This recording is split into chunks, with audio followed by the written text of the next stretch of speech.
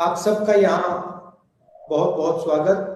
मैं वहाँ आना चाहता था, मगर मैं यहाँ पे केरला में हूँ, तो यहाँ के जो यहाँ पे आयुर्वेदा सेंटर में लोगों ने कहा कि एक दिन के लिए जाना वो सही नहीं होगा, इसलिए मैं नहीं आ पाया।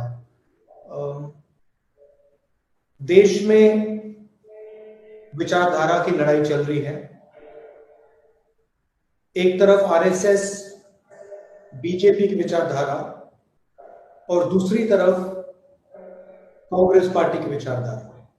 पार्टियां बहुत हैं, विपक्ष में पार्टियां हैं, मगर विचारधारा की जो लड़ाई हो रही है वो बीजेपी और आरएसएस और कांग्रेस की विचारधारा के बीच में लड़ाई हो रही है। कांग्रेस की विचारधारा, कॉन्स्टिट्यूशन की विचारधारा, देश को जोड़ने की विचारधारा, सबको एक साथ लेने की विचारधारा, जो हमारा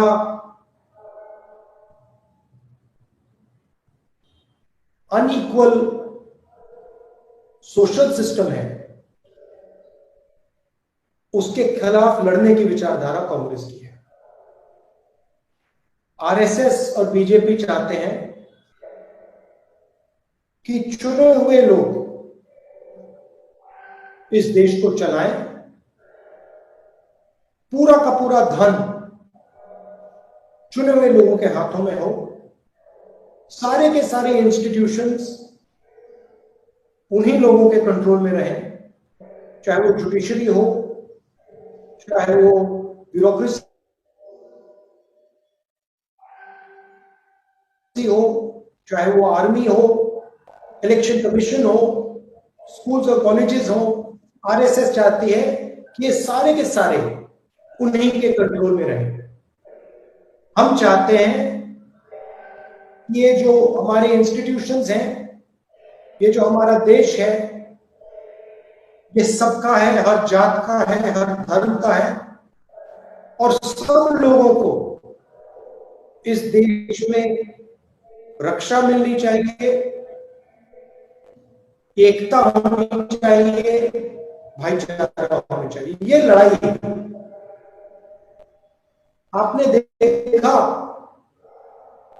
मणिपुर में क्या हुआ और क्या हो रहा है, और आपको आश्चर्य होगा कि प्रधानमंत्री जी ने मणिपुर के बारे में एक शब्द नहीं कहा।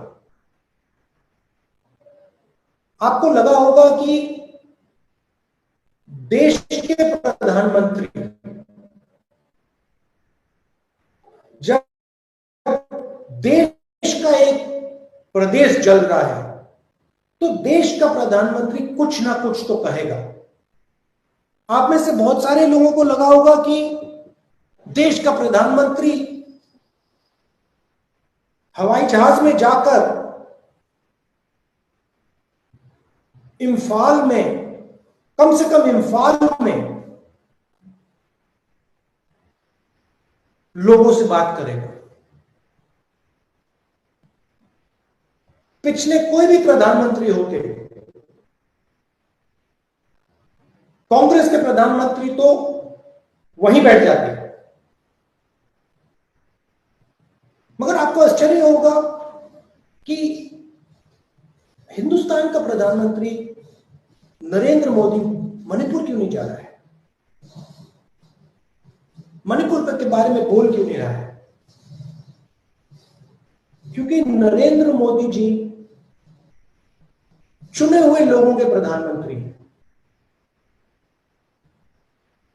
आरएसएस के प्रधानमंत्री हैं। उनको मणिपुर से कोई लेना देना नहीं। वो जानते हैं कि उनकी विचारधारा ने मणिपुर को जलाया है, मगर जो मणिपुर में दुख है, दर्द है, जो महिलाओं को चोट पहुंची है, उससे नरेंद्र मोदी जी को कोई फर्क नहीं पड़ता। और मैं आपको गारंटी देके कह सकता हूं कि जिस मणिपुर ने प्रधानमंत्री के दिल में दर्द नहीं पहुंचाया,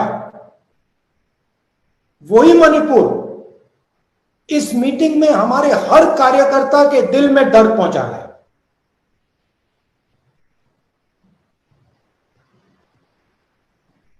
कि आपको लग रहा है, हर यूथ कांग्रेस के कार्यकर्ता को लग रहा है कि भाई हमारे देश में लोगों को चोट लग रही है,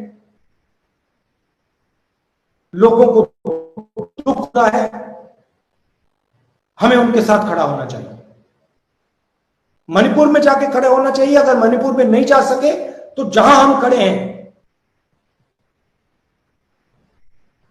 हमारे दिल में जो दर्द है, जो हमारी भावना है उनके लिए,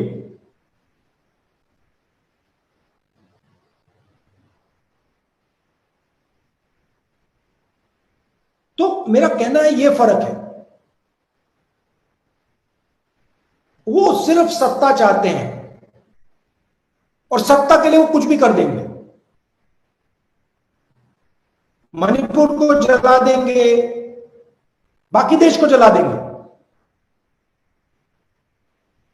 हरियाणा, पंजाब, उत्तर प्रदेश, सारे देश को जला देंगे, क्योंकि इनको सिर्फ सत्ता चाहिए और कुछ नहीं चाहिए। इनको देश के दर्द से कुछ फर्क नहीं पड़ता, दुख से कोई फर्क नहीं पड़ता, इनको सिर्फ सत्ता चाहिए। और ये लड़ाई है। एक तरफ आप बैठे हो, आप कांग्रेस पार्टी के भविष्य हो, आपके दिल में देश प्रेम है। जब देश को चोट लगती है, कहीं भी हो, मणिपुर में हो, तमिलनाडु में हो, जम्मू कश्मीर में हो, उत्तर प्रदेश में हो, कहीं भी हो, जब देश को चोट लगती है, देश की किसी नागरिक को चोट लगती है, चाहे वो हिंदू हो, मुसलमान हो, सिख हो, ईसाई हो, तमिल बोलता हो, बंगाली बोलता हो, आपके दिल में चोट लगेगी एकदम। आप उदास होगे, आपको पता भी नहीं लगेगा मूड क्यों खराब हो गया,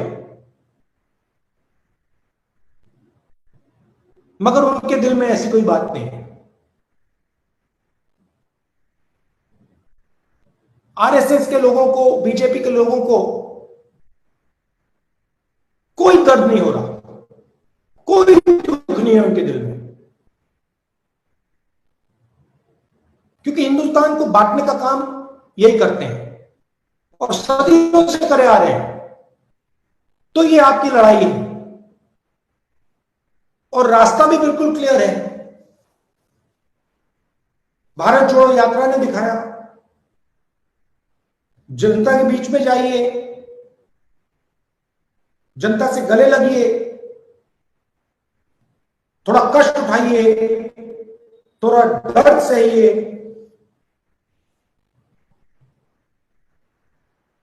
और अगर आप ये काम करेंगे तो आप आने वाले समय में कांग्रेस पार्टी के नेता बनेंगे। अगर आपके दिल में दर्द नहीं है तो आप कांग्रेस पार्टी के नेता नहीं बन सकते। अगर आपको जब मणिपुर को चोट लगी, अगर आपको चोट नहीं लगी तो आप कांग्रेस पार्टी के नेता नहीं बन सकते। अगर किसी महिला का बलात्कार होता है तो आपके दिल में दर्द नहीं होता तो आप कांग्रेस पार्टी के नेता नहीं बन सकते।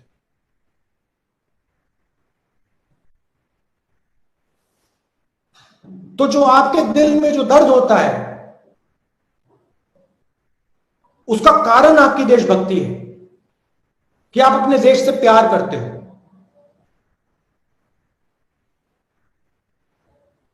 तो अगर आप अपने देश से प्यार करते हो तो फिर आपको देश से जुड़ना भी पड़ेगा। जुड़ोगे कैसे? जनता के बीच में जाके, उनकी कठिनाइयों को समझ के, उनके बीच में रह के और एक दूसरे से प्यार और मोहब्बत से बर्ताव करके।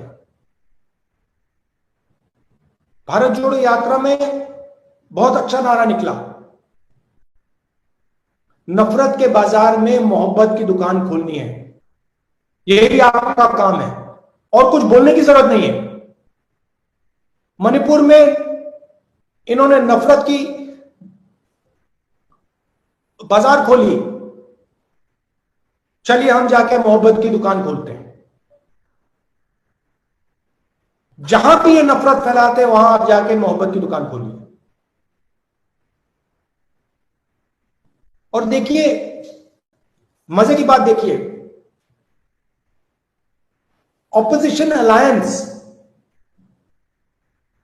ने बहुत सुंदर नाम चुना,